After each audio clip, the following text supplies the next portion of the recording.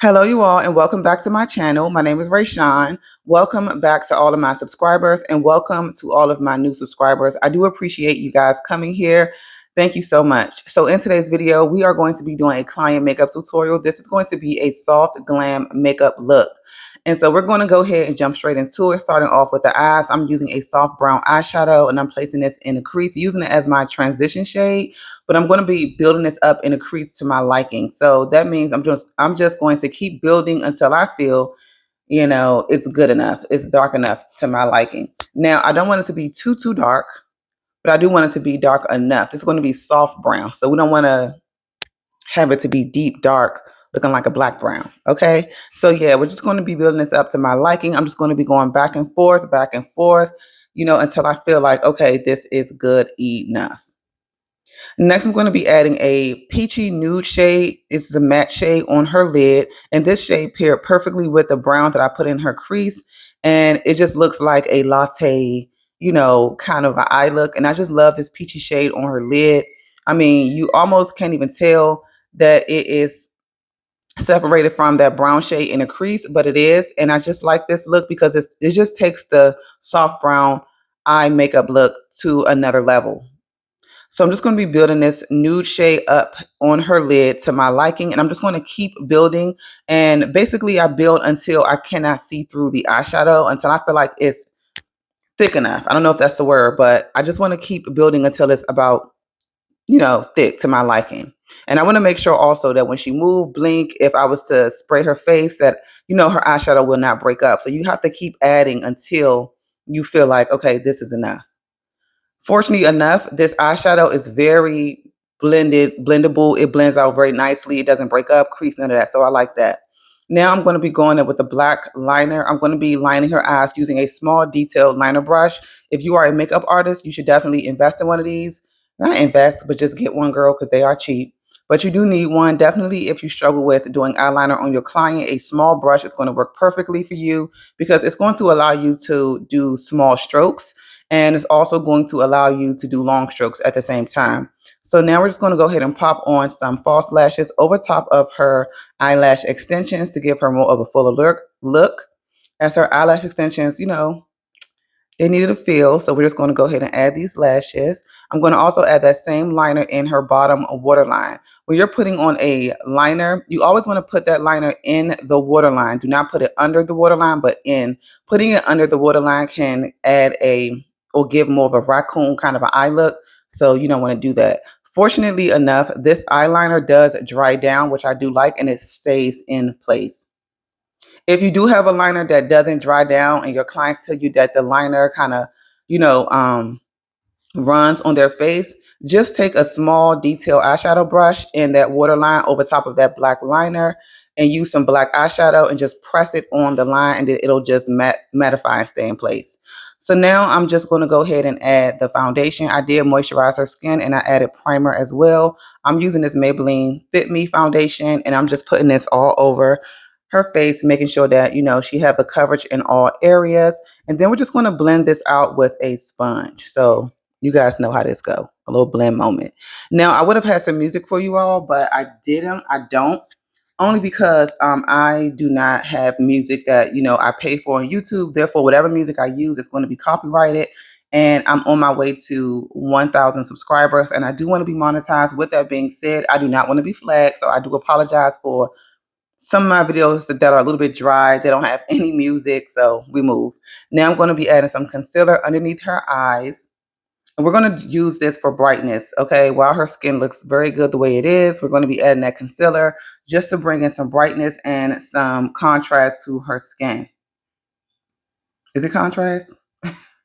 Some light to her skin. And so I'm not going to go too light with the concealer. We just want to keep it natural, keep it neutral, because that's what she asked for. But when my clients say, girl, I want to be glam, I want the highlight contour, then that's when I would go in with an extra added lighter contour. So now highlight. So now we're going in with the contour, which she liked. This is her favorite part. We're going to be contouring her forehead, her cheekbones, nose, all of those things. I am spraying her face before I blend everything out because I want things to blend out seamlessly and not be stuck, okay? I'm using a fan to dry that down. So now we're going to go ahead and blend out this concealer. And as you guys can see, her face looks so hydrated. And that is because I did moisturize and prime her skin before we went in with the foundation. And then the concealer as well is not a mattifying concealer. It is the perfect consistency. So this also too helps with the movement of the concealer, and it just allows me to blend it out, and it allows me to set it in the places that I wanted it to be set. So I'm using my, what is this called again, girl? Oh, I'm using my powder puff, and I'm just using this to get in those smaller areas right up in between her eye with a crease at, because sometimes my sponge does not get there, and I do not use brushes to blend out my concealer, girl. I don't. Sorry. But yeah, we're just going to go back in with the sponge and just begin to blend that out flawlessly. Okay, once again, going in with that powder puff to go right underneath them eyes and them small areas. Okay, powder puff, do your thing, because what? Like, I do not have to be struggling doing this makeup. So again, we're going in with the sponge just to further blend out everything. And we're just going to be back and forth with the sponge, powder puff. Okay. She's the perfect model because she doesn't look away. She doesn't, move too much. She knows exactly what to do, even though she's my client. But she is a model in real life. So she knows exactly what to do when I'm doing my makeup. I don't have to tell her what to do. So I love that. So now we're blending out the contour with the brush. And as you can see, it is a little bit dark, but that's okay because we want some contrast in her skin. We want some contrast there. We don't want it to be too light and everything like that. Okay, so now that we have that blended, we're going to contour her nose. And I'm using another small eyeshadow brush. This is why it's so good to have different sizes of eyeshadow brushes. You want small detail brushes. You want just all kinds of different shape eyeshadow brushes, because these are going to help you in your makeup journey. Is going to help you as a makeup artist. All of your brushes should not be the same size, because that's something that's going to hinder you when you're trying to do those like small places like the nose, the crease, or whatever the case may be. This is an angle eyeshadow brush, and it's small enough for me to do her nose with it. So I'm just doing that, and I'm just making sure I snatch her nose right on up. That's exactly what she wanted.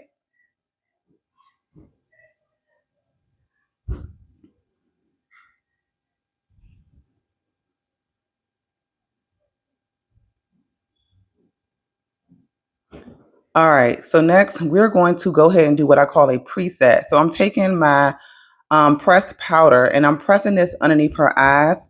This is going to be a powder that is closest to the skin tone or a shade lighter. Now, the preset is what you do before you add your loose setting powder. I like to do this definitely for clients who have a lot of creasing underneath their eyes. And when you go in with the pressed powder, because the powder is pressed, it's not going to break up underneath the eyes, and it's also not going to have any separation in those creases. So that's why it's important to go in with a pressed powder first and then go in with a setting powder. If you go in with a setting powder, because it's a loose setting powder first, sometimes what happens is that it goes into those areas where you have creasing and things like that, or it can just become crease because the powder is not pressed. I don't know if that makes sense, but anyway. So yeah, here we are using my loose setting powder, and I'm going in with the shade chocolate, and I am just pressing it in. So anyways, yes, you guys. So I'm taking my loose powder and I'm pressing this underneath her eyes with the powder puff.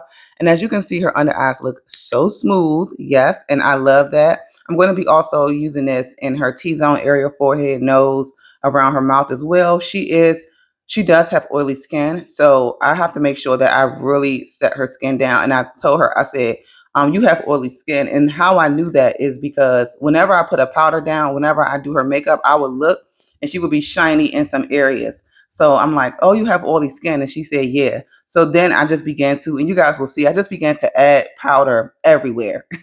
I just kind of went in with the powder a little more than normal because on this day, she was a little bit more oilier than normal. And I did not put that much moisturizer on her skin.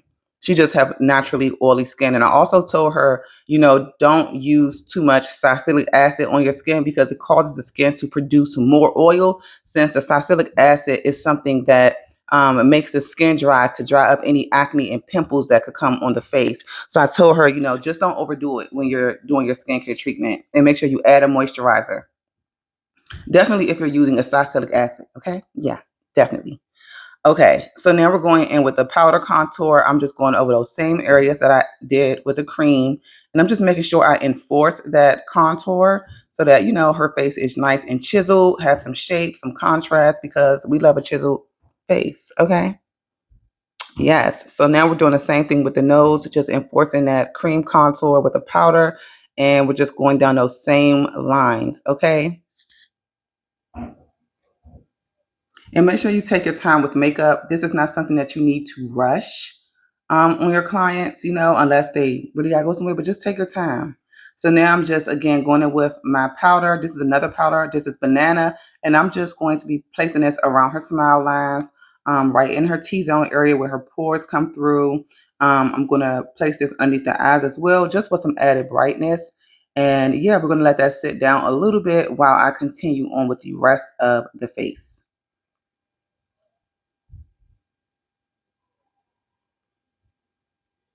And with this powder, what this does also too is, yes, it adds brightness.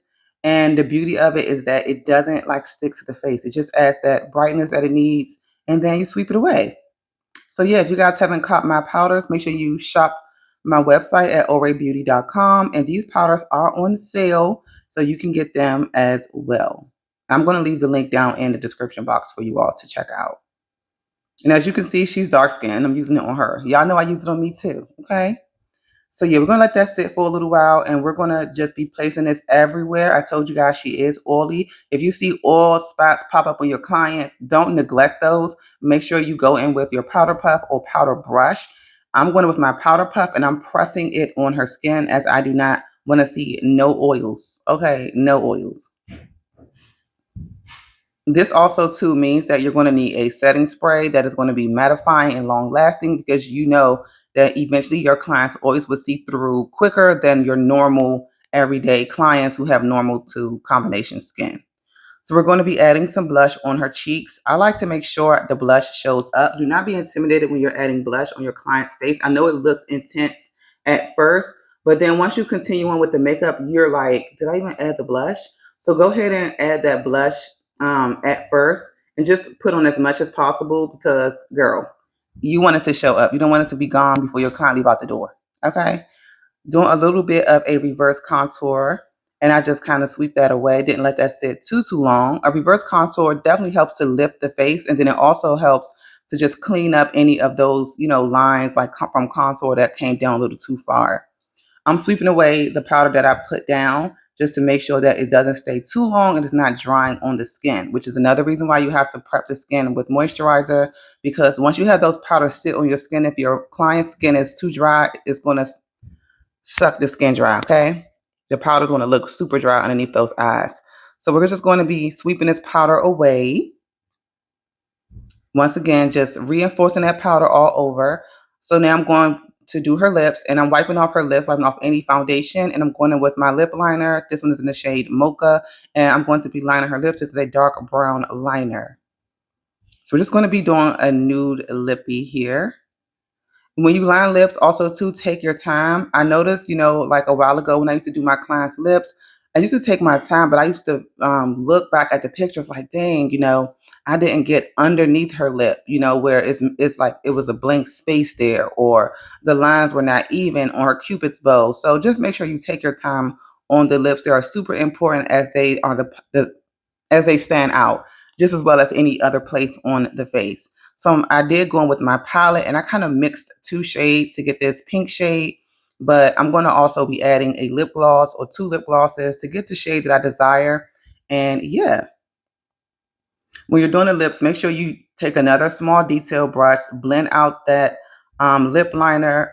I know that all the girls love to see their lip liner. They love a dark, bold brown or black, but make sure you blend it out. It just looks more appealing on the lips. Okay, so blend it out. You can always go back and reinforce it, but just make sure it's blended. We don't want to be looking like we back in 1997, early 2000s. Okay, so now I'm going in with a lip gloss from my brand, two glosses rather.